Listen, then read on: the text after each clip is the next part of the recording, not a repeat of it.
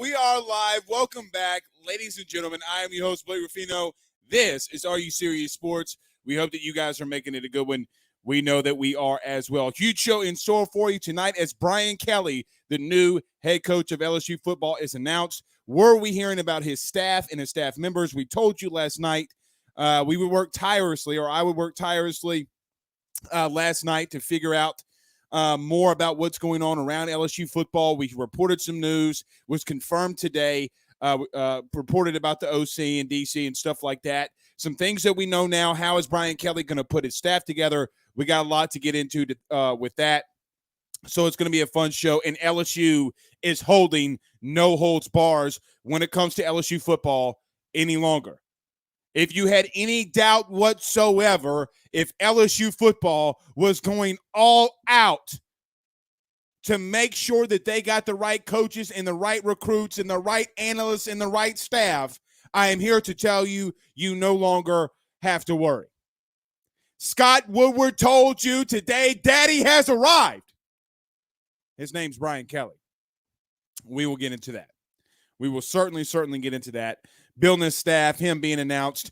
The fan favorite, Memphis Spence, joins us at 7:25 to talk about the college football playoff ranking. How does the potential of Notre Dame getting into the playoff this weekend, after maybe some chaos this weekend, how does he think it affects the coaching changes? We'll talk to him about that. Brian Driscoll from Sports Illustrated, who covers Notre Dame, played for Notre Dame, and has been and coached around Notre Dame, is going to be joining us around 7:50. So you're going to have to stay around a little bit later and stay around 7:50 so that we can talk to Brian Driscoll about everything going on around Notre Dame and what he's hearing, so we can get some things, more knowledge on their side about what's going on as well. So huge show in store for you tonight. Very, very jam-packed. Looking forward to it as always. So let's do this. Let's get to some comments before we get started, and then we'll pay some bills, and then we'll get going.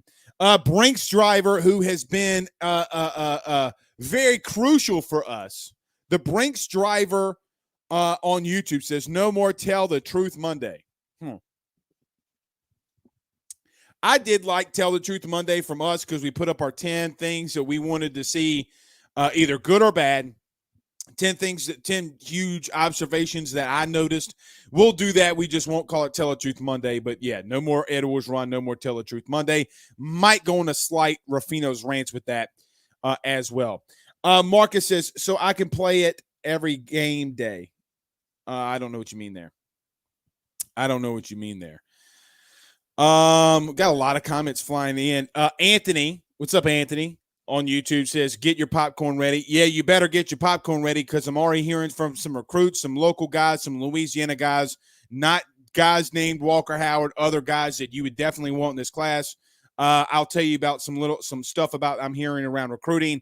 Brian Kelly is not an idiot, so everybody who said that he doesn't want to come here and recruit, I think that the first day on the job tells me otherwise, if anything that I'm hearing has anything to do with it. All right, everybody's saying let's go. Chris Barnhill, Peter, Tony, everybody's saying let's go. So let's do this. Let's pay some bills around this thing, and then we'll get started. None better than our good friends over at GM Varno & Sons and betonline.ag. Guys, with 64 years of experience, nobody's better equipped to servicing your vehicle than GM Varno & Sons. 225-664-9992. That's 225-664-9992. Or go see them over at 2500 Florida Boulevard in Denham Springs, Louisiana. You can get RV repair, big rig overhauls, motorhome chassis, routine maintenance, tire rotations, or tire sales. No job is too big or too small for those guys over at GM. Again, give them a call at 225-664-9992. Tell them Blake Ruffino at AYS sent you on by. And our good friends over at betonline.ag. Guys, have been telling you for such a long time now about BetOnline. There's so many games this weekend, whether it be pros, whether it be conference championships, so many great games that mean so much this week. Where you need to place those bets, betonline.ag. Use the 50% welcome bonus by using the Believe 50 AYS podcast tab. That way they know your good friend Blake Ruffino at AYS sent you on by. They will give you the 50% welcome bonus as they do always. Again, that's Believe 50, and you got to go to our good friends at betonline.ag. It's betonline.ag. All right, let's get this thing rolling, y'all. Let's get this thing rolling, y'all. We're going to enact something new tonight. If you send a super chat on YouTube, your comment goes to the front of the line. But our good friend Kirk Taylor, what's up, Kirk? He sends us $19.99 via super chat. Thank you, sir. He says, not in 16 plus years, LSU has had a full regime change. Football operations is about to have a complete overhaul. It's time to bring in the edge back. Hard-nosed, organized football is back. Saban isn't going to put Coach Kelly. So let's talk about that. Let's talk. And again, Carl, I really appreciate you for the super chat. I fully agree with that statement, though, because it's not so much as in things that I'm hearing, but it is a new culture change. It is a new regime change. Brian Kelly is going to be the guy that comes in here and has no nonsense, and guys are going to want to play for him. I'm here today in the football meeting about a couple of hours ago, or was it an hour and a half, 2 hours ago, that Brian Kelly went in and talked to the players, his players now, and said, listen, I'm here for one thing and one thing only, and that's to win championships. Everybody wants to talk about the money that Brian Kelly got, and I fully understand that. And it's probably a big drawing card for him. It was probably a big thing. You know, he made a joke. And look, I make that joke all the time. If someone's going to plop an inordinate amount of money on my doorstep, there is a beautiful woman that I'm going to have to go talk to and tell her, hey, baby, everything's going good right now, but they are giving me a shit ton of money. Oh, and by the way, the company or the place that I'm going is a top-tier place. It's a top-tier program. Actually, over the last 20 years, they've been number 2 when it comes to winning national titles or winning business awards. So when everybody acts and wants to act like and scratch their head and say, why is Brian Kelly making this decision? I told you from the very beginning. We talked about this a couple of weeks ago, and Brian Kelly confirmed this. If you remember a couple of weeks ago, I talked about, and everybody talked about the blue bloods of college football. Lincoln Riley would never leave Oklahoma because we're a blue blood. Brian Kelly would never leave Notre Dame because we're a blue blood. What Brian Kelly told you just over the last 48 hours was it doesn't give two Rudy Poos about your status as any kind of blue blood if the resources, the facilities, the culture, the staffing, the recruits can't win you a national title. So who's the real blue blood now? Who's the real daddy now? If you would have asked your grandfather so many years ago and you say, Granddaddy, one day there's going to be a situation where the head coach at Notre Dame, the sitting head coach, is going to leave his job. The winningest coach of Notre Dame is going to leave, and he's going to go to LSU. He would have called you a buffoon. He would have called you crazy. Ladies and gentlemen of the jury, ladies and gentlemen that are AYS and LSU fans, Brian Kelly put a staple on this for you today.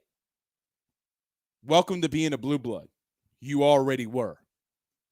This program that LSU is and has been since Scott Woodward was on the administration so many years ago and Nick Saban was on that staff. People make conscious decisions to make sure that LSU goes in the right direction. I know when we came live last night, it literally, the news broke at 6:55. We came live at 7 o'clock, our normal time slot. Thank God for 7 o'clock. I think from an LSU fan perspective, everyone has been able to sit back and relax and look at Brian Kelly's tenure. Everybody in the media today has been talking about how Brian Kelly is an offensive-minded guy, which he is. But here's the great thing about Brian Kelly. He's also called plays on the defensive side of the ball. Guys, you got a coach, the winningest coach in Notre Dame's history, who's coached both defense and offense and has had severe success on both sides of the ball. You wanted a head coach that can win. You got him. You wanted a guy that went to the playoff multiple times. You got him. You wanted a guy that's a strategist and it's called plays on at least one side of the ball. You got him. But even on this side, you got a guy who's coached on both sides of the ball very effectively. Not only has he been an offensive-minded guy and called plays, he's been a defensive-minded guy and called plays. Want to talk about his age? Hell, Saban's had his AARP card for the last 45 years, and he's still ticking. In today's world, it's okay to be the new 40 is like the new 30. The new 60 is like a mid-age 45, 50. The man that I saw today when those airplane doors open and he's running down the stairs. He's a dangerous man at LSU. He's a dangerous man. Now you want to talk about recruiting. I've been hearing all effing day about recruiting. All effing day about recruiting. Brian Kelly can't recruit, Blake. He can't do it. On this phone, no less than 30 minutes ago, I talked to a very big-time recruit in the state of Louisiana who's committing, and will be this committing class will be his, I don't know how you say it. This is his class to commit and to sign. Getting off the phone with him in his camp, and he tells me and I'm quoting, when I saw the Brian Kelly was hired at LSU and was coming to LSU, me and my dad looked at one another and said, holy shit. Oh, LSU's not playing anymore. Because the falsehood that you're going to have and people are going to tell you, the falsehood is that Brian Kelly hasn't come into the state of Louisiana and recruited before. Ask Logan Diggs. Ask kids in Ponchatoula. Ask Walker Howard. You know, Brian Kelly made an interesting statement one time. He said that what's so interesting to him about being at Notre Dame was that when he was at Notre Dame, the recruits that he tried to get to go there, he had to fight, scratch, and claw because the ND was on his chest. But he would see coaches that weren't that great. Not going to say who, but I think you can understand. And I'm not talking Orgeron. Orgeron's a good recruiter. But they would have that logo on their chest. And no matter how bad they were able to get in that door because of the logo on their chest. It's going to be interesting to see how Brian Kelly does with that. Because now he can get in any door in America that he wants. Because LSU now is a national brand because Brian Kelly put his stamp of approval on it. And you know what's crazy? So did Lincoln Riley. You can hate Lincoln Riley all you want, but he's showing you that there's a new age of football. Now, I'm going to say this, and this is going to be a little bit of part of my Rufino's rants. Everybody wants to shit and poo-poo on a coach getting the amount of money. Okay, the amount of money that Brian Kelly or Lincoln Riley is about to get. Guys, LSU in a year-in, year-out basis is a $100 million business. The revenue that LSU football generates in 1 year, is the same exact contract for 10 years that you get Brian Kelly for. So you mean to tell me over the next 10 years and with a new ESPN deal, you're going to make north of $1 billion. North of $1 billion.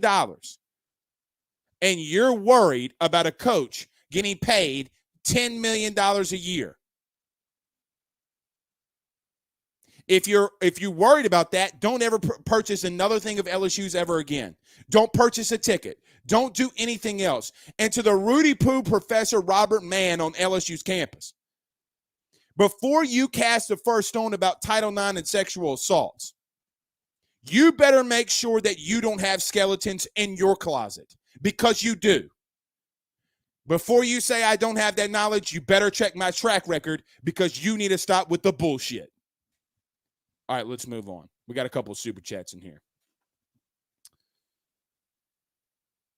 I hate somebody that tries to cast the first stone. Like, if you're going to cast the first stone, you better not have those same skeletons, man. That's like if I run out here and say somebody is cheating on their wife, meanwhile, I'm cheating on my wife. I'm not doing that. Anyway, Brody Dupree says, I've seen that Brian Kelly also has a background as a DC, and a previous school will tinker with the defense as well. He's been on both sides of the ball. Guys, this is a monumental I asked a couple days ago about a splash hire. The only name that I left out of that who would, everybody's talking about Brian Kelly and Matt Rule. I didn't think Matt Rule would technically give you that splash. He wouldn't give you that splash like Brian Kelly. You wanted somebody like Lincoln Riley that could call offensive plays. Well, guys, I'm here to tell you, he's called offensive plays and did some great shit at Cincinnati, which got him to Notre Dame. He's been on the defensive side of the ball and coached and called plays on the defensive side of the ball. That's what you call, wait for it, a ball coach. Nick Saban has never called offensive plays a day in his life. We know now that when Devontae Smith caught that touchdown against Georgia so many years ago, that he read the defense so well, he went to Brian Daboll and said, and I'm quoting, hey, Daboll, they're running cover 2 here. Devontae Smith's going to be wide open. Why don't we go 4 verticals? They do a check at the line. They run 4 verts, touchdown, Devontae Smith, ball game, national championship. That's the kind of quality coach you are getting with Brian Kelly. Now, before we get to Memphis Spence, I told you that we were reporting some stuff and was confirmed. Everybody trying to tell a player that we ain't got the sources. Y'all try to rag a dog. Come on, man. You got other media members out there trying to rag a player, and then all of a sudden it gets confirmed. Anyway, I thought that shit was funny. I'm going to throw that out there.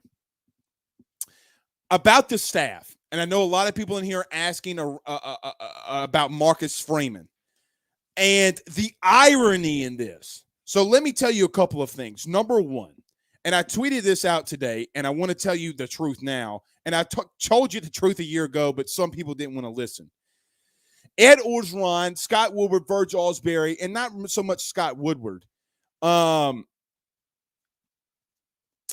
probably going to say something that's going to get me in trouble, but oh well. When Marcus Freeman came down on an interview to LSU to be their next defensive coordinator just a year ago, Marcus Freeman and his wife met with Coach Ed Orgeron. I was told that Ed Orgeron did meet with Marcus for a short amount of time and pawned him off to other members of his staff, showing him around campus, doing other things with him. And when that happened, and Ed Orgeron was not focused enough about bringing his new DC in, Marcus Freeman left and said, I would never work for that man. Was fully ready to come to LSU. Full disclosure. The irony in all of this is that Brian Kelly outdueled Ed Orgeron, because when he brought Marcus Freeman on campus, talking to people, and we'll have Brian Driscoll on here later around 7:50, Brian Kelly wouldn't leave him. Showed him everything that went on. So and I'm not trying to bash on Orgeron. I'm really not. But the irony in this is the small, simple details of hanging out with somebody. Because the money's going to be the money. Guys, LSU is putting out there, and this is showing another reason why LSU is setting, and USC alike, is setting the market. They came out with a public statement. We reported it last night in the Twitter Spaces, along with the offensive coordinator stuff in Tommy Rees. They are completely willing to pay Marcus Freeman and make him the highest paid defensive coordinator in the country. Honestly, and if you talk to any coach, you guys know that we have some, playing with some SEC coaches. When I was at Southeastern, some of them are in the SEC. They think Marcus Freeman is a bona fide genius. One SEC coach told me that they have a little nickname for him. They call him the Einstein of defensive coaching, of the defensive coordinator proteges. LSU's going to go after him to make him the highest paid DC. You can bet it. Now, doesn't mean he's coming.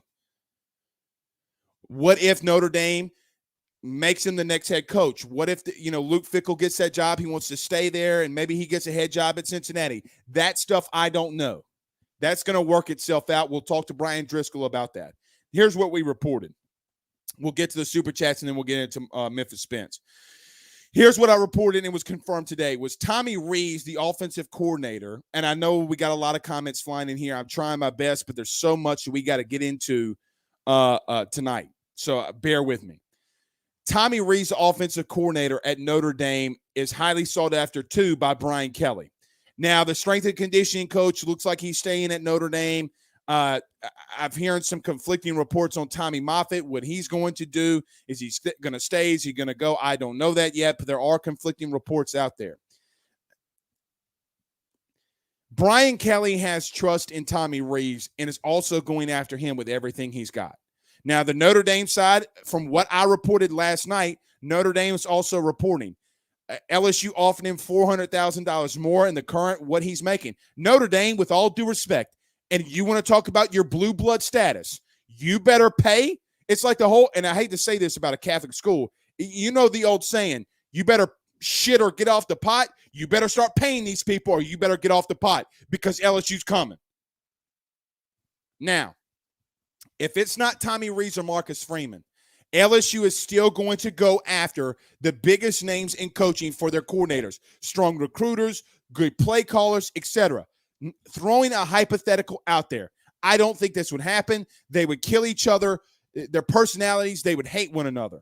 There are coaches out there like Dan Mullen who could be an offensive coordinator. Maybe he goes to a smaller school. I don't know. Can you go to Arkansas and pull out a Kendall Browse? Hey, Kendall, we're going to pay you $3 million to be the OC, Big Daddy. Why don't you come on down the boot?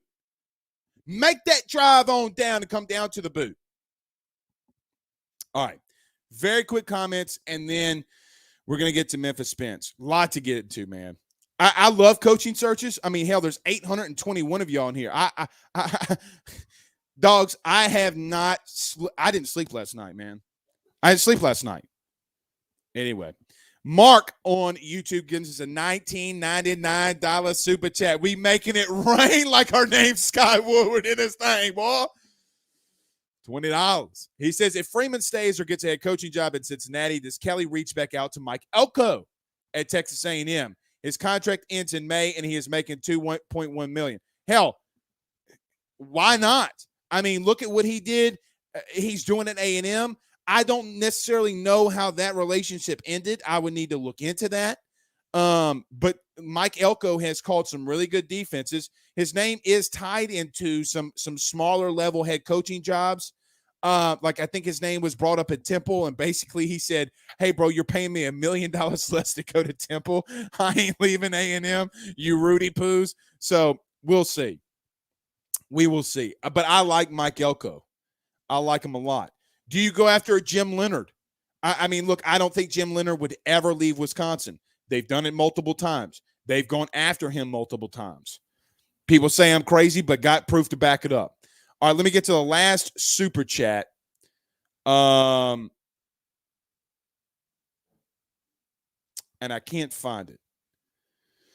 All right, we're about a minute late from Memphis Spence, but there's just so much to get into. You know, in the radio world, they make you wait at least 3 minutes. You know, they tell me every time, Blake, you're coming on at 7 o'clock. And then all the times they call me at 7:04 and I'm on at 7:05. So you know what? I don't feel bad for being a minute late, Memphis. I just got to tell you. You're taking the wrath of being a minute late from all the radio hosts out there alive. Here it is. It's Kenny Russell. Sends us a $9.99 super chat. God, dog. But he says, if we don't get Marcus Freeman, Blake, 8 say we take a swing at Jimmy Lake or Gary Patterson. Very impressive defensive minds. Again, go at guys. Look, and I probably should have said this too. And I'm gonna end this here, and then we're gonna get to Memphis. I swear to God. And Kenny, thank you so much for the super chat. There were coaches that were standoffish this last year coming on staff with Ed Orgeron. With all due respect to Jake Peets, with all due respect to DJ Mangus, with all due respect to Durante Jones. And look, Durante Jones has been great. He's been a really good defensive coordinator when Orgeron took the training wheels off and said, do what you can do. There's still Jake Peets and Durante Jones, two guys that have never called plays. What if you get a Gary Patterson as your defensive coordinator? Holy shit. Might have to mix some things up, but it's the defense you're kind of calling now. All right. Woo! Y'all remember that video about Thanksgiving and the grandmother? She goes, I got greens, beans, tomatoes, lambs, hams, dogs, hogs. Y'all remember that one? That's how I feel when I'm spitting out the information, the hot information about LSU's coaching search. I feel like we got this. That's what I feel like. All right, let's do this. So we're going to get to a very quick break. We're going to get to Memphis Spence now. The hot and favorite, the fan favorite, Memphis Spence, right after the break. None better than our good friends over the Drake Williams Law Firm, DrakeWilliamsLawFirm.com. Guys, get over to the Drake Williams Law Firm today. Have you been affected by Hurricane Ida? They can help you with a free consultation. DrakeWilliamsLawFirm.com. That's DrakeWilliamsLawFirm.com, or give them a call at 985-386-7600. That's 985-386-7600. Or tell them your good friend Blake Ruffino at AYS sent you on by. And our good friends over at Lightbox Jewelry, lightboxjewelry.com. Cutting edge in all of their diamonds. And it's only $800 per carat, guys. That's absolutely fantastic. Sparkling new inventions, doing everything first class and doing everything innovative. It's a Christmas season. You got your old lady wants some new jewelry. You know where the best place to go? It's lightboxjewelry.com. Again, lightboxjewelry.com, lightboxjewelry.com. All right, we got a good friend, Memphis Spence, joining us. Memphis, I'm sorry I went a little late. You are the fan favorite. They were getting all over my ass all night long. Blake, bring in Memphis, you Rudy Poo. Memphis, let's start off here. You've covered college football for a long time. Notre Dame has been a team that you've obviously had to watch a lot because they're a team, at least in the last 5 years, that have religiously been in the top 10. They have. When you saw the news breaking Brian Kelly to LSU, what were your first thoughts? First thought was this. Brian Kelly leaving Notre Dame for LSU? Oh, this is going to be good. Because originally I was like, well, he would be a candidate, but everybody was telling me he wouldn't fit the culture. So I was like, okay, well, then we'll throw him out, even though I thought he would be a viable candidate at the beginning of this thing. But then when he gets at Woodard, he did it again. He fooled everybody, sent everybody on the Scooby-Doo chase, and then he already had his guy. But the first thing I thought was this: if the boosters there and the media there coddle this man, this might work. But there are a lot of people that didn't like the hire. And so I was like, okay, can he coach? Yes. Can he recruit?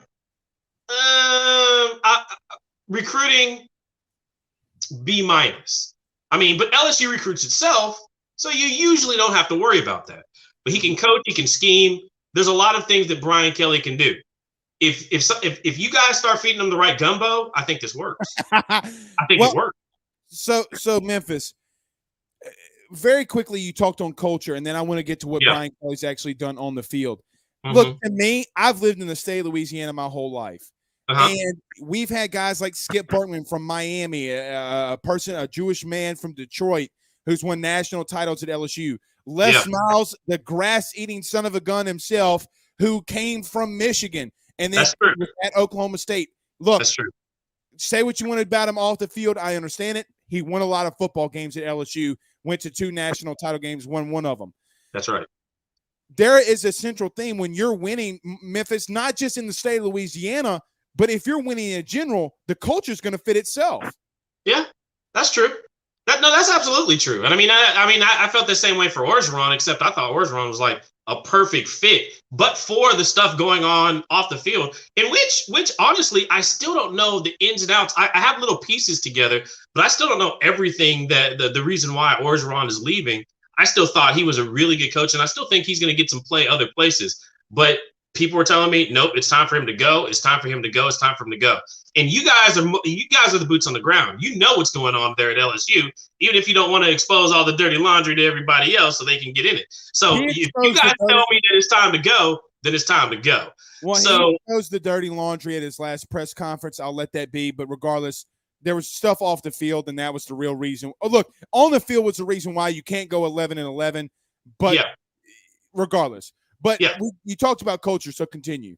The culture, I think, if that fits, then I think the rest of the pieces of the puzzle are going to fit.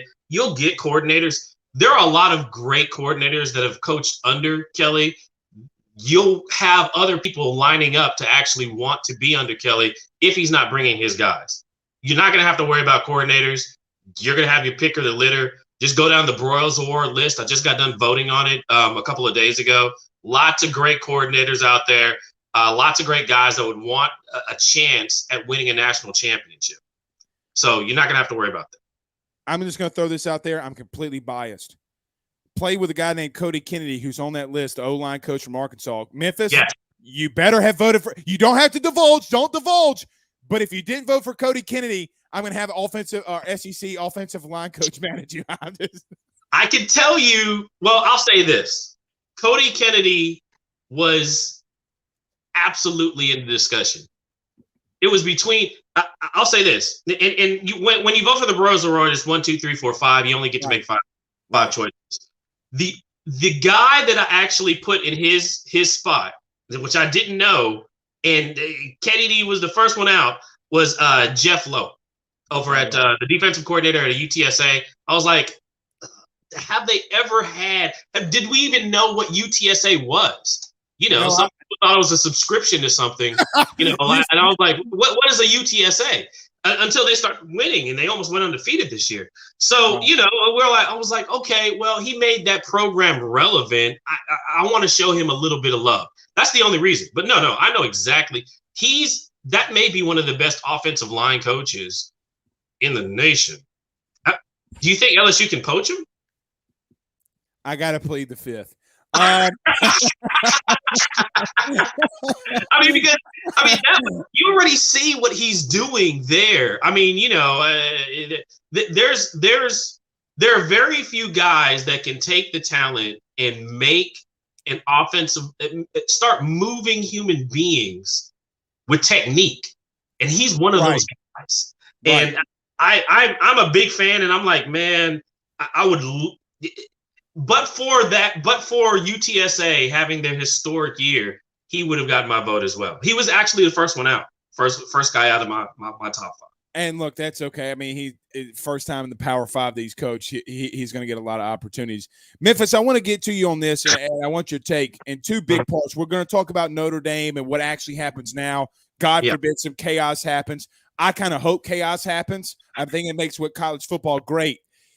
But Brian Kelly is so damn multiple. And look, his offenses have changed to the strengths of his team. He's had guards like Quentin Nelson. He's had guards like Zach Martin. They've been power football. They've been spread football. Hell, they've been a whole bunch of different things. When you've watched Notre Dame over the past, let's just say 5 years, because they've been their best, are they LSU? Is Brian Kelly LSU athletes on the outside of way from winning a national title? And I know that that's crazy to say, but is he that close, and why? And that's probably why he made this move. If you're asking me whether or not Brian Kelly would be able to win a national championship with some of the rosters that LSU has had in the last 5 years, absolutely. Right. He could absolutely win with that type of talent. Remember, like Brian, and the thing about Notre Dame, that's one of the harder places to recruit. It's kind of like Stanford. And so, I've been looking, and one of the things that sold when the AD was trying to bring Kelly there from Cincinnati, because I remember him back at Cincinnati and everything else that he did there. he sold the university on like we're gonna get back to recruiting. We want top 10 recruiting again. He wasn't necessarily able to deliver on that just because Notre Dame, except for 1 year, I think it was like 2013. Mm-hmm. It was 2013, I think, was the only year that I think he was in the top 5. He actually had a great recruiting class. Everything else was 9, 10, 12, 15, somewhere there. And of course, Notre Dame wants to be one of the top 5 recruiters again, because for eons they were. Come to Notre Dame, you get education, you get to see the whole college football world, because they still play USC, they still play basically the best of the best in terms of their schedule. So over the last 5 years, Notre Dame, they've gotten to the college football playoff with lesser recruits than LSU, and they've gotten there more often. So, and I know, hey, getting through the SEC, that's going to be a challenge. But let's not even. But Memphis, to rudely interrupt you, but their strength of schedule, and I know that you vote on this, they're still in the top 10 in strength of schedule every year when you vote on that. That's right. No, they still have a great strength of schedule. They just don't have the roadblocks that LSU has to get to the college football playoff. But if you take that into account and then you kind of switch out rosters, do you know what Brian Kelly could do with the rosters that Orgeron currently has? God, I look. I'm interested. I want to see what happens here. I really do. I put out a poll like, hey, in the next 5 years, which one of these coaches is more likely to win a national championship? Right? Napier. People were like, nah, ain't Napier. I even put out for the last one. I actually even put on Nick Saban was going to win the next 5, and people jokingly voted that one second. But Brian Kelly was actually number 1 by a landslide at everybody's expectation of him winning a national championship at LSU within the next 5 years. Yeah, very quickly, and this is something big. To everybody that's watching this and watched this last night, when we opened the show, in the first 15 minutes, we said that DB's coach, Corey Raymond at LSU, is going to be staying on staff. It looks like LSU is now confirming the story that we had last night. So Memphis just wanted – and look, you got to have a Louisiana tie on this roster. You can't go down to the Creole country and you don't have somebody from – look, I've been here. I'm telling you, you can't go down there and eat mama's gumbo and it be a little spicy. And Brian Kelly's going to get red as hell. He's going to get redder than this Coca-Cola bottle because he's going to get Tom Coughlin purple. Okay. Beans, greens, potatoes, tomatoes, my friend. Beans, greens, potatoes, tomatoes. He's going to understand what that song means. Oh, he's going to learn. Orgeron, something funny. Orgeron said that he runs so much because when he goes on recruiting trips, this is before COVID, he goes, guys, I gained 22 pounds in recruiting because I don't have the stomach to tell a mama, no, I can't eat her gumbo. Like that. So that's kind of crazy. Hopefully Brian Kelly knows what he's getting into. Look, Memphis, I want to ask you this because the College Football Playoff Committee met today and they came out and they said everything. I know you were in the press conference. Yeah. I got to tell you this. I think that, and I think this is actually realistic. So tell me if I'm wrong here. I think that Baylor can beat Oklahoma State. I think that there's a scenario where Houston and Dana Holgorsen. Look, Dana Holgorsen is he's a magician, right? He's a magician of offensive mind, like a lot of people are. Memphis, are we in a situation here where if even one of those teams loses, because look, Alabama's going to lose too. What we thinking? Is Notre Dame about to get in this stinking playoff without a head coach? And so that was about half of the maybe 3/4 of the questions. And how Gary answered it was this: he doesn't look backwards. He's waiting for all the data to come in. And he said something and I think everybody kind of knows this, but he said something this time that kind of gave a lot of people pause, because one question was like, hey, what are you going to do? Notre Dame doesn't have a head coach. Are you going to take that into account? And he was like, well, there's a lot of things before them. There's a lot of games that have to be played. He said, I'm not making a decision until after I have all the data on Saturday. But then I think Nicole Auerbach came behind him and was like, well, yeah, that's cool and all, but Notre Dame season's done. And you said you don't look, you only look backwards, you don't look forward, but their season's done. Has anybody taken that into account yet? And then what happened was they broke out, what the rules that they're given to be governed by. But he also said this: every committee's used these rules differently. Mm-hmm. And remember, there's 7 new people on this committee. They don't have to. Cincinnati could go, because another question somebody just blatantly said, well, could Cincinnati beat Houston and still be left out of this? And he went and said, everybody uses these rules differently to vote on each committee. That's what he said. That's that's basically the gist. I'll have the notes here in a minute, but that's basically what he said. They're not going to choose who's going to be in this until Saturday. And how they choose it is going to be, there's still a possibility that Ohio State sitting at 7, a 2-loss Ohio State, somehow gets in this if everything goes wrong. It's going to be chaos. And no 2-loss team's ever been in this. So this is, and that is, Gerald, that is ridiculous. But that's actually a possibility. There's Notre Dame could get in this without a coach, or they could decide, because they can do this, Notre Dame, they can take any players or any coaches or any situations like that and factor that in. They could decide, just arbitrarily decide, that a 1-loss Notre Dame that would be in if Brian Kelly was there isn't better than a 2-loss Ohio State. Now you have all these other teams with 1 or 2 losses. Let's move them back. Let's move this team up. That's still a possibility in their minds. Gary didn't say that, but what he said suggested that that's actually still possible. Well, so, and you're also doing that for a 2-loss Alabama too. Exactly. If there's a scenario where the final score in Atlanta is 41-40 and there is a 2-loss Alabama, you best believe they're gonna do the rematch. Exactly. So those scenarios still work for those 2 teams, and primarily because of who they play next. Both of them play 1 and 2. Michigan's right there. The way this is set up, Michigan's right there at 2. Georgia's at 1. Those 2 teams could still lose and end up in this, especially if somehow, if Oklahoma State loses, Baylor's at 9. They're not playing a team above them. Okay, they didn't play, a team that we have ranked over them. So they're going to fall down. Baylor's not going to jump, from 9 into the playoff. Right. Where's Houston at? I think 21 or something. Right. Cincinnati plummets like a rock if they lose. If it's close, they may consider it. So it's, there's still a possibility for both Alabama and Ohio State the way they have this set up.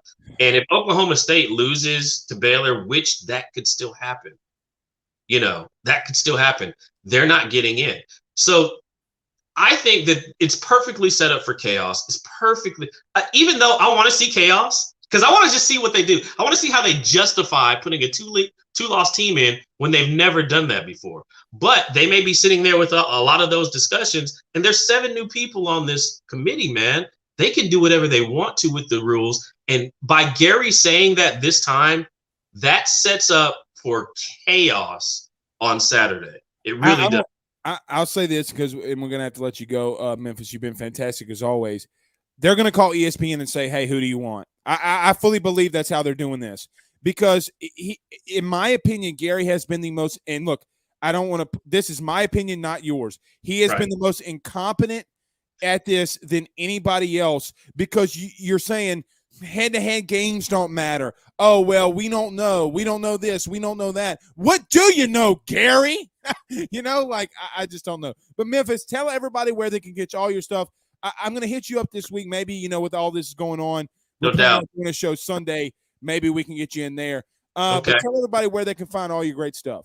Look, Sports Radio America is still in the rebuild area, but Mondays and Thursdays are when I'm live, noon to 2 Eastern. Come check us out. We have a lot of boosters that still listen to the show religiously because they want somebody that's not going to, give them back rub radio. They want somebody to, tell them the truth, and that's what I've been doing on that show for the last 10 years. So come check it out. I usually post, if you're following me on Twitter at Memphis Spence, I usually post something on Twitter as well.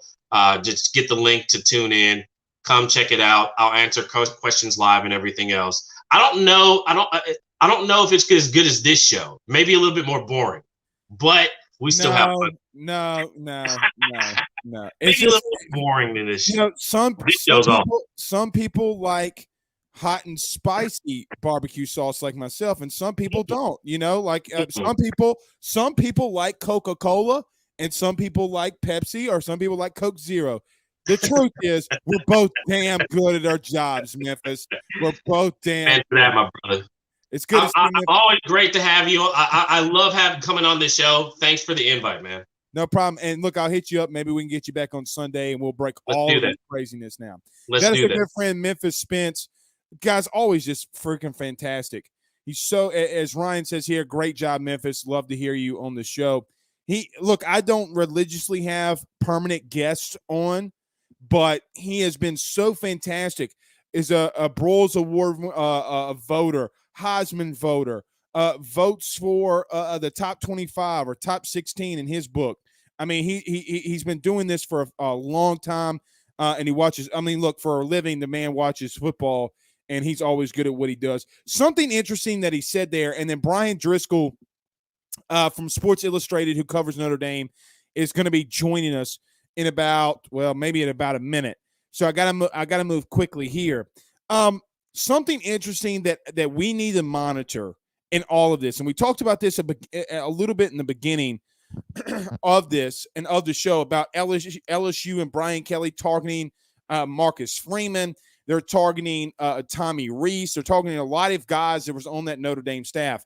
Guys, what if there's a scenario where, and God forbid, Notre Dame finds themselves in a playoff? I don't think that they will. I still think a 2-loss Alabama will get in over them because of everything going on with Brian Kelly. I think that that's crazy, and I'm not a Notre Dame homer, but I think it's horrible for the kids because they just worked their ass off all year, and Brian Kelly left for a better job in business is business.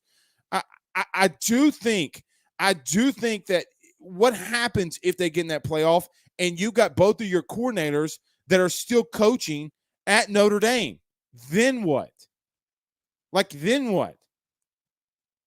Are you going to have to go through the first signing day without both of your coordinators if those two guys are the guys? Oh man. Look, I don't know what is going to make of this. We got to watch the games and then worry about that. But I don't know how quickly we're going to have a OC, DC, and look, the only coach that we know for sure that's staying is Corey Raymond. I was sent this during that segment. It was a breaking thing from Louisiana State University, obviously LSU, and Brian Kelly, and his base salary and everything that he's getting paid starts off 8.6, 8.8, 9, 9.2, 9.2, 9.4.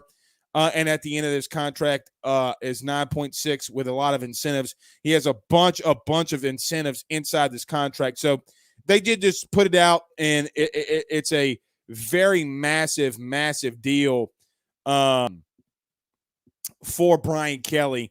Let me read some of this. At coach's election, up to $1 million per year of the foregoing supplemental compensation may be recast as follows. First, the party will use best efforts to recast such amount as an annual loan. I mean, that's pretty typical. Coach's existing split life insurance policy. That's funny because Shannon Sharp said that today, that they would buy a life insurance policy. And guys, it's so crazy what goes into these contracts. Are you buying and look, me and my wife have permanent life insurance through our good friend Mike Bazile and Brian Jones, our financial advisors. We have permanent life insurance. But it's just crazy how, like extremely crazy how everything in the minute details go into that. Very, very, very crazy. So we do have some of that. All right, I have been neglecting the comments a little bit, so we need to get into those. Let me text Brian Driscoll. That way we know, let him know that we're ready to go. But look, he covers Notre Dame, and he's going to have a lot of insight for that side.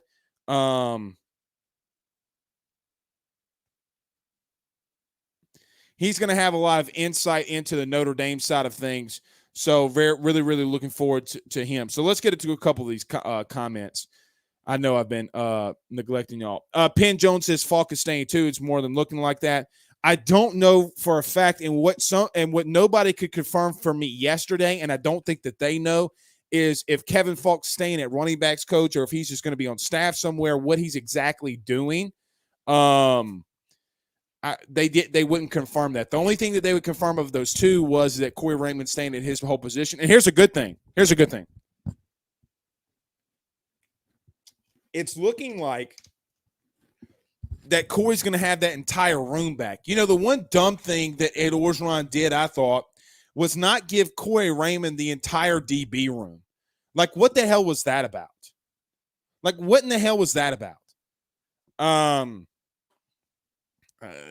Just insane. Gerald says, I read today that Kevin Falk was being considered to stay very strongly. Yeah, he is, but I wonder what let me see. I wonder what specifically his role is going to be. They still haven't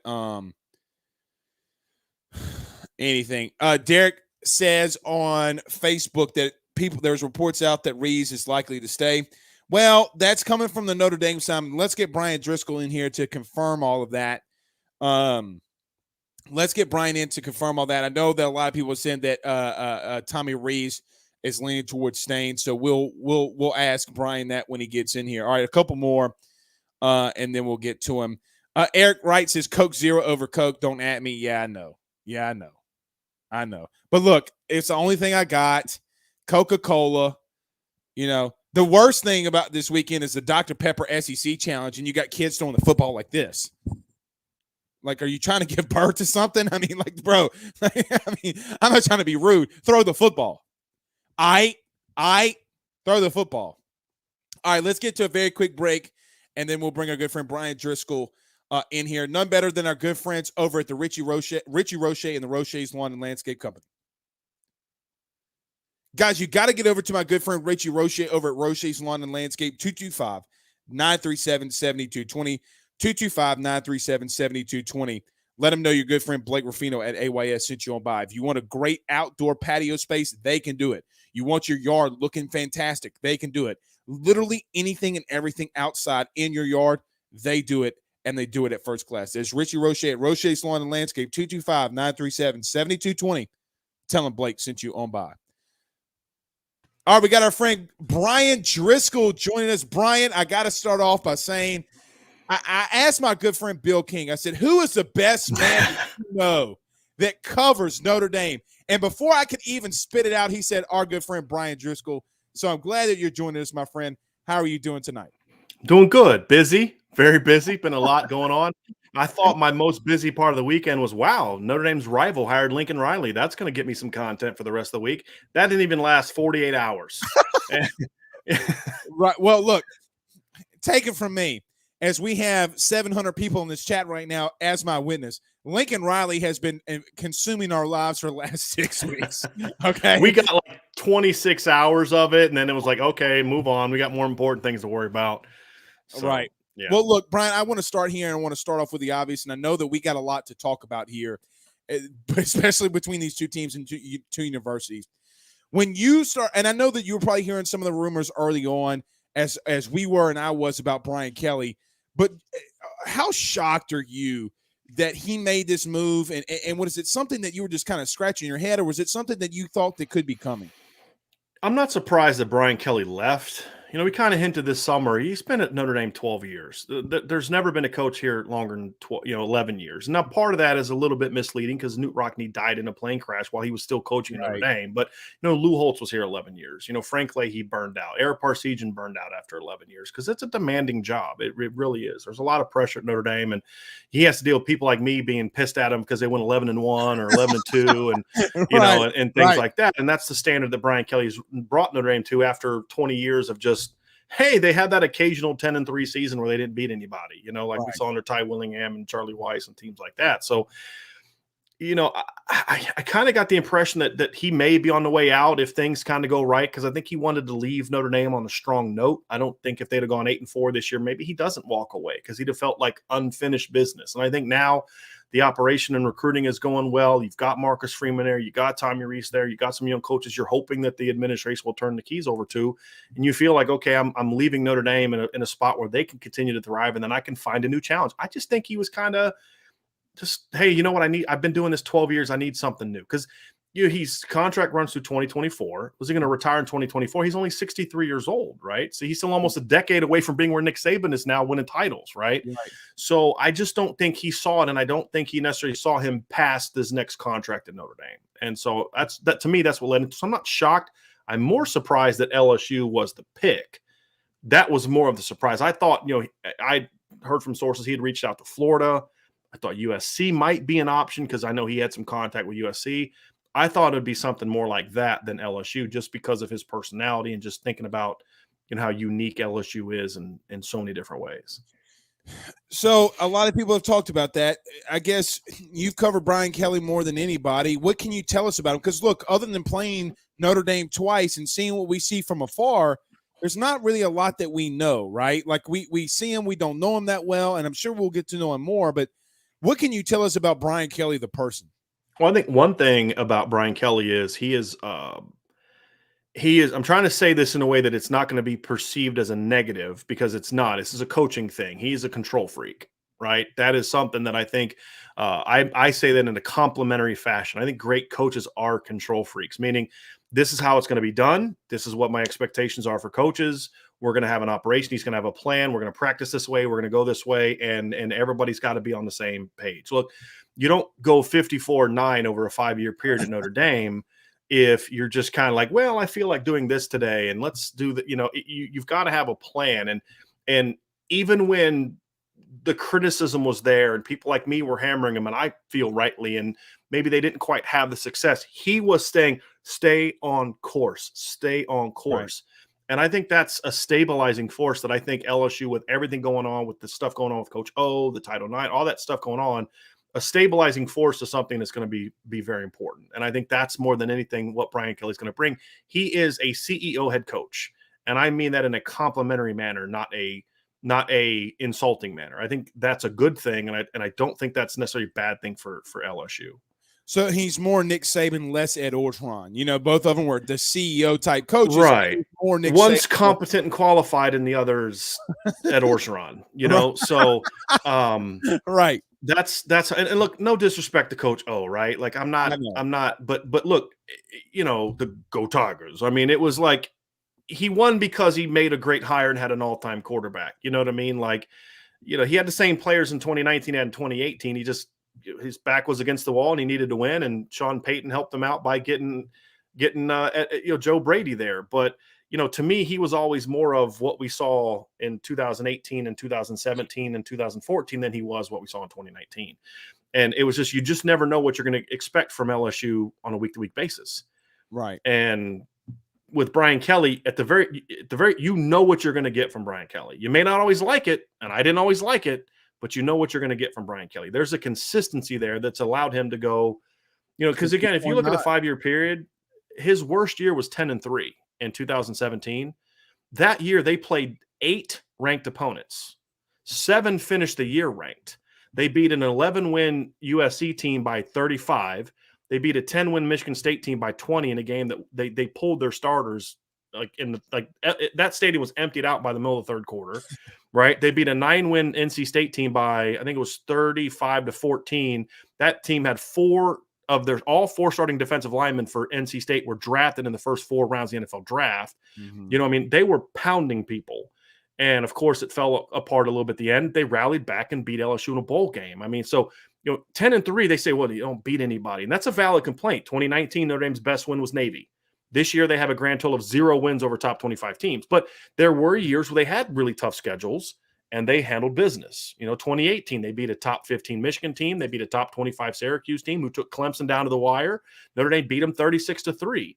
And then, of course, went into the postseason and up until the point Julian Love gets hurt, it's a 9-3 ball game late in the first half. Right. And so that consistency is what you're going to get. The question that I have and that a lot of Notre Dame fans have is he's going to make you steadily good, really good. The question is, can he get you to that next level? That's where I have my doubts about Brian Kelly.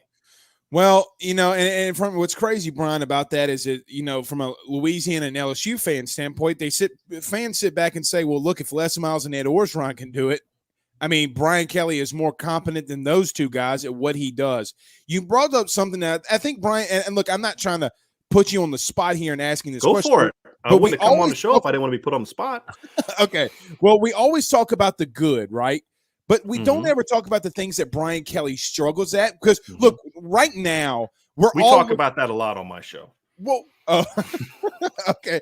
Well, right now, our show is talking about nothing but the good things that Brian Kelly's done, and we've already got there. What are some things that Brian Kelly has done that he might need to get better at when he comes here to LSU? I think he has overall done a good job of hiring coaches. The problem is he's made some bad hires that he's slow to react to. For example, he hires Brian Van Gorder in 2014. Now, he's hired 4 defensive coordinators in his tenure. 3 of them were great hires. Actually, he's hired 5. 4 of them were great hires. Bob Diaco led you to 4 straight top 25 defenses in the 2012 season, right? Mike Elko did a great job, so good that he got him the A&M job. Clark Lee did a great job. So 2 of his last 2 coordinators got poached by SEC teams, right? So he's clearly doing something right. And then, of course, Marcus Freeman, who he beat LSU for. The one bad hire is Brian Van Gorder. The problem is we all knew that by the end of the 2014 season, this isn't going to work. Like, this is bad. But it took him to the 2016 season when Notre Dame started 1-3, lost a 4-8 Duke team and lost to a 3-9 Michigan State team at home, lost to a Texas team with a losing record on the road in overtime before he was finally kind of forced to make that fire. He's got an offensive line coach I don't love. I think he needs to do a better job, but he was unwilling to make that change. So there's just occasionally he's going to make that hire that you're like, you got to see that that's not right. And it takes him a lot longer to make that recognition and to make that change. So he's got to avoid that. A, don't make the wrong hire. And B, if you do, as all coaches do, Saban has, Urban Meyer has, Dabo has, you got to realize it quickly and move on from it and then fix it. If he can do that, then he'll have a much better opportunity. And he's got to be more involved in recruiting. That was my biggest criticism of Brian Kelly. He took too much of a hands-off approach in recruiting. And you cannot recruit in the SEC West if your head coach is taking a hands-off approach. I don't care how good your talent level is in the state. You have to have your head coach involved to a more of a degree than Brian Kelly has for most of the time. Right. I want to stick on that. But Brian Driscoll, publisher of the Irish Breakdown, the Notre Dame channel at Sports Illustrated, will let you guys know, and he'll be able to tell you where you can get all his stuff. I'm sure you're going to need to follow him, especially on Twitter with all the chaos going on right now. 2 more, Brian. I want to allude to and then we'll get you out of here. But you talked about recruiting and the hands-off approach. Do you think that Brian Kelly would change those ways knowing that he's coming into the SEC? Or do you think that – because, look – the way that I see Notre Dame teams is that he adapts to a lot of things. Now, I get the defensive coordinator thing, but it seems like from offensive philosophy standpoint, you got good linemen, we're going to run the ball. He's done some very innovative things. Do you think that he realizes that now that he's here and you got Nick Saban who comes in here and poaches a lot of these guys, do you think that he starts to revamp and want to get a little bit more into recruiting now that he's in the SEC West? Right. You don't win 2 titles at the D2 level, do what he did at Central Michigan, Cincinnati, and Notre Dame if you're an idiot. Right. We can agree that there's a level of competence here with Brian Kelly. We can agree to what level it is, but there's a level of competence here. And I don't think that he took the LSU job thinking he's just going to be able to hang out at the beach, right, every weekend. I just don't. And I also think it's a completely different recruiting operation at LSU. Now, LSU is going to recruit all over the Southeast and Southwest, and they'll get some national guys. But for the most part, they're more of a regional recruiting operation because you don't need to go everywhere, right? Notre Dame's sitting in the northern Indiana, right? They have to go national. They have to go to California, the Southeast, the Mid-Atlantic, the Southwest to recruit. As also Brian Kelly has a lot of, and I talked about this earlier in a different place where there's a lot more demands of going across the country and speaking at this Notre Dame Booster Club and that Notre Dame Booster Club and this group of really wealthy Notre Dame donors and things like that, where at LSU, you don't have to fly to San Francisco one week and LA the next and Seattle the next and DC the next and New York the next. You're a football coach again. Right. And I think that should help Brian Kelly a little bit too. But the key for him from a recruiting situation is you've got to make sure you hire great recruiters, obviously. And then you just have to say, look, where does my need to be? I need to be a closer. Okay. So I need to make sure that the top 5 or 6 kids on our board, I'm taking an active role on. With the rest of those kids, hey, staff, let me know what you need me to do. Right. And that he wasn't always one to do that. But the reason I was so critical of him for that is because I felt like if he would do that, he would be effective at it. Well, this past year, since he hired Marcus Freeman, he has changed. He's been more involved. We're hearing him more and more and more with recruits. The result, up until the moment he left, and they lost a commit because of it. Notre Dame had the number 4 recruiting class in the country, including kids from the Southeast, kids from the Southwest. They beat Bama for kids. They beat Ohio State for kids. They're able to get that done. And I think that's the thing is if he can continue that at LSU and make good hires, then I think that you'll see success. Because in certain ways, LSU sells itself, right? Just like Notre Dame does, right? There's this common misconception Notre Dame can't recruit this, that, and trust me, there's plenty of kids waiting for an opportunity to go to Notre Dame, as long as Notre Dame can present them with you can play for a championship and you can be a high draft pick. As Notre Dame started proving that, more and more top kids want to start coming. Well, LSU is going to have, present even more of those opportunities because so many more kids that can play at that level, at a high level, are right there. Right. Like legitimately 3 or 4 of them, he doesn't literally have to go 10 miles out. He could just stay in Baton Rouge, which is absolutely crazy. Brian, last one, and we'll get you out of here. Look, there's a lot of things that's going on, and I know that you know about this. We talked about Marcus Freeman. We've talked about Tommy Rees, but we haven't talked about what we're going to think is going to happen. Now, the things that I'm hearing, and I know that some of the things you're hearing are aligning, but we don't know the conclusion of what's going on. Look, we had Memphis Spence, a guy that follows college football, is a voter. He's a Broyles Heisman voter, and he talked about being and covering college football for so long. There is a scenario where he could see that Notre Dame could get in the playoff if it were, a situation where all chaos breaks out. Well, let me ask you this. Because of Tommy Rees and Marcus Freeman, what do you think, or what are you hearing right now happens with those 2 guys or any guys that are on staff? Do you think anybody comes over to LSU, or what are you hearing there? There'll be some people that'll come. I think part of it is there's a couple assistants of Brian Kelly's that are trying to get head coaching jobs at some smaller schools. Brian Polian, for example, is a guy that I think would like to be a head coach.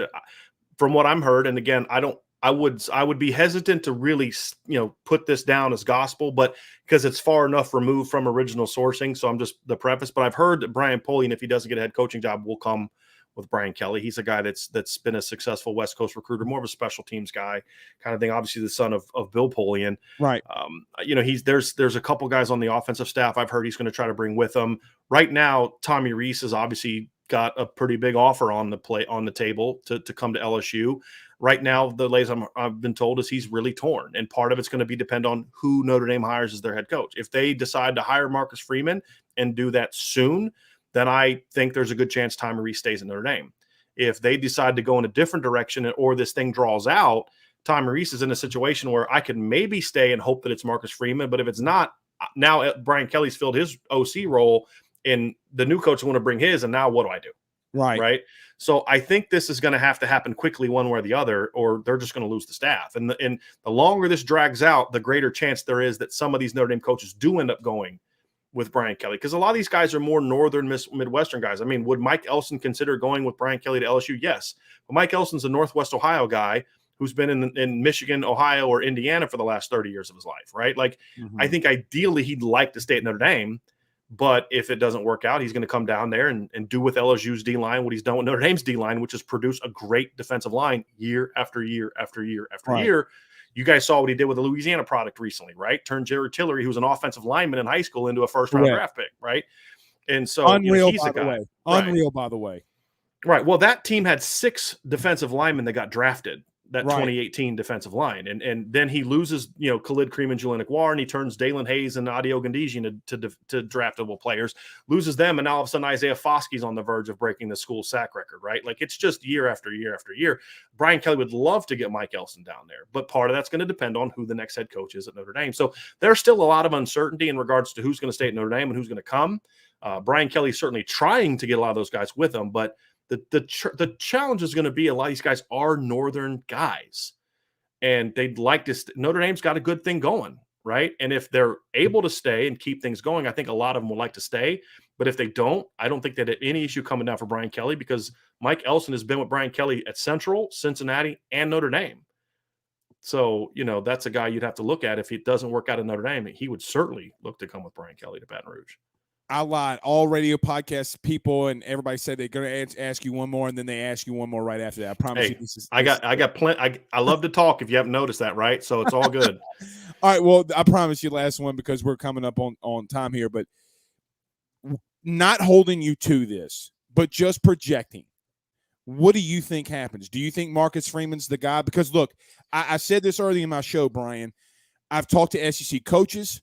I've talked to coaches around, and they tell me, and one SEC coach told me point blank, and I'm paraphrasing but still quoting, that they call Marcus Freeman the Einstein of the defensive coaching staffs, or defensive coaching, I should say. Yeah. Do you think that he gets that job, or do you think that they look at a Luke Fickell or Matt Campbell or go elsewhere? The latest I'm hearing from my sources is that it will end up being Freeman. Okay. And also that's who I want to be the next coach. I wrote an article today, and I'll leave it at this. I'll make it real simple. What I said was, you don't want to be the athletic director at Notre Dame or the board of trustee member who chose not to hire Marcus Freeman. Correct. Right. I mean, look, and I went on this spiel earlier about what Ed Orgeron did with Marcus Freeman and the bullcrap that he pulled and why he probably ultimately wasn't here. But look, that's neither here nor there. But that'd be very interesting. I think Notre Dame will get a fantastic hire as a head coach, and definitely a great recruiter, as we're seeing at Notre Dame. Brian, you've been fantastic. I appreciate you coming on. Tell everybody where they can catch everything that you're doing. I try to make it easy. IrishBreakdown.com is the website, right? That's where you can find us, at IrishBreakdown.com. I've had as much product placement as I can possibly find, trying to get you to be able to see that, but IrishBreakdown.com. And, of course, my YouTube channel, also Irish Breakdown. And if you want to follow me on Twitter, it's at Coach D178. Thank you, my friend. We'll talk again soon. I'm sure we'll talk as this continues to. I got to get this on. Go Tigers. Go Tigers. Well, look, I ended at Bill King. I go on Bill King's show every Wednesday, and every day I go Tigers, and he always sends me a text. He's like, "I'm going to cut you before you get that in there." But I'm on an LSU channel, right? How often do I get to do my Ed Orgeron in front of LSU fans, right? So I had to do it. I would be mad at myself if I did. So thanks for having me on. I appreciate Thanks, Brian. Have a good night. That's Brian Driscoll from Sports Illustrated Irish Breakdown. He does a fantastic job. I really appreciate him coming on. Look, if what he's saying, and I believe him, and a lot of people are talking in reference to them hiring Marcus Freeman, that's a fantastic hire. It's a hire that you can't pass up. You got to look. I have faith in Brian Kelly. Look, Brian just talked about the three of the last four defensive coordinators. Two of them are now in the SEC, and Mike Elko and Clark Lee. And then now they got Marcus Freeman, who they might be making their next head coach. So I think Brian Kelly is going to be able to do a good job at bringing in a lot of good guys in the staff and coordinators. All right, guys, we've been going a little bit longer than we normally do, but we're going to continue to monitor this as it goes on. Continue to follow us. Don't forget to hit that subscribe and notification bell. Sorry I was not able to get to all of the comments that we normally do tonight, but we will get them back and bring you in.